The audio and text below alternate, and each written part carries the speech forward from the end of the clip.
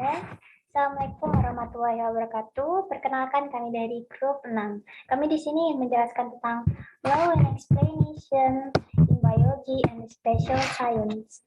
Tapi sebelum kami melanjutkan ke pembahasan ini, izinkan kami memperkenalkan diri kami terlebih dahulu.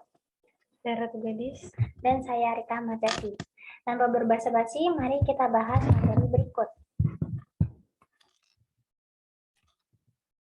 Oke, yang pertama adalah overview. Dalam suatu sebab dan akibat atau perpaduan, biasanya orang-orang mencari penjelasan yang lebih ilmiah atau lebih gampang dipahami. Karena pada umumnya, tindakan manusia atau proses biologis dikatakan untuk mencapai suatu tujuan yang diinginkan, seperti manusia bekerja untuk mendapatkan uang atau jantung yang berdetak untuk mengalirkan darah. Padahal penjelasan ini tidak menjelaskan pertanyaan, mengapa hal ini bisa terjadi. Selanjutnya ada ketidakpuasan terhadap penjelasan kausal. Meskipun penjelasan ilmiah ini kausal, hasil dari persatuan ilmu hukum, statistik, deduktif, induktif, ataupun gabungan dari segala aspek-aspek di atas, tetap saja masih memberikan pertanyaan tentang bagaimana hal ini bisa terjadi dan apakah penjelasan ini bisa memenuhi jawaban dari pertanyaan-pertanyaan kita. Secara tradisional, terdapat dua cara penjelasan yang bertujuan untuk memenuhi pemahaman yang lebih dalam, dan salah satunya adalah teleologis. Teleologis diambil dari kata Yunani telos yang berarti akhir, tujuan, dan maksud. Teleologis adalah strategi penjelasan yang dilanjutkan dengan mengidentifikasi akhir tujuan, maksud, dan alasan terjadinya sesuatu. Selanjutnya ada hukum kepemilikan dalam ilmu khusus. Penjelasan tentang tindakan manusia dalam kehidupan sehari-hari, dalam sejarah, biografi, dan urusan manusia tampaknya bersifat teleologis. Ungkapan ilmu khusus biasanya mengacu pada ilmu-ilmu sosial dan perilaku. Label khusus menunjukkan bahwa disiplin ilmu ini tidak mengungkap atau menggunakan hukum universal seperti hukum fisika, tetapi peraturan yang ada. Selanjutnya ada hukum fungsional dan penjelasan biologis. Dalam biologi, analisis hukum dan penjelasan teologis adalah hal yang menarik, tapi menghadapi beberapa kesulitan.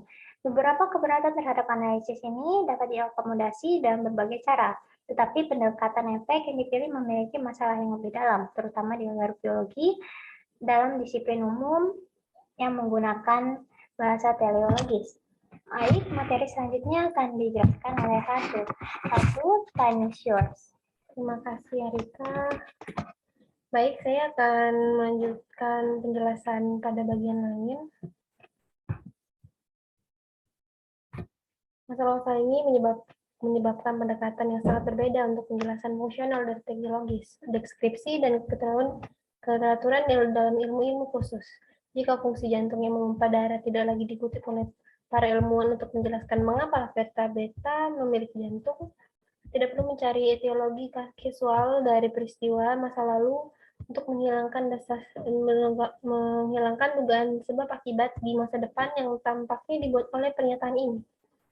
Masalah hukum tersebut mungkin dianggap hilang atau dipecahkan jika hukum kepemilikan masing-masing disiplin. Ilmu ini sebenarnya merupakan ekspresi dari disposisi dasar objek dalam dominan yang dimaksud dari ilmu-ilmu khusus.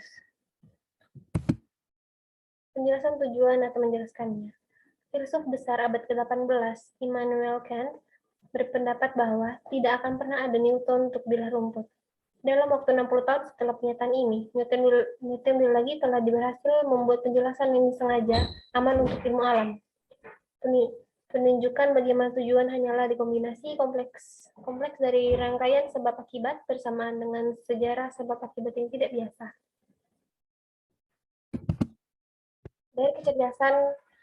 Dari kecerdasan kebutuhan. Mereka yang menolak metode penjelasan ilmu emprisi karena mereka gagal melampaui penyebab, hukum, atau penyatuan tidak akan menemukan kejelasan dalam penyebab akhir atau intervensi manusia. Ini bukan benar-benar atributif dari apa.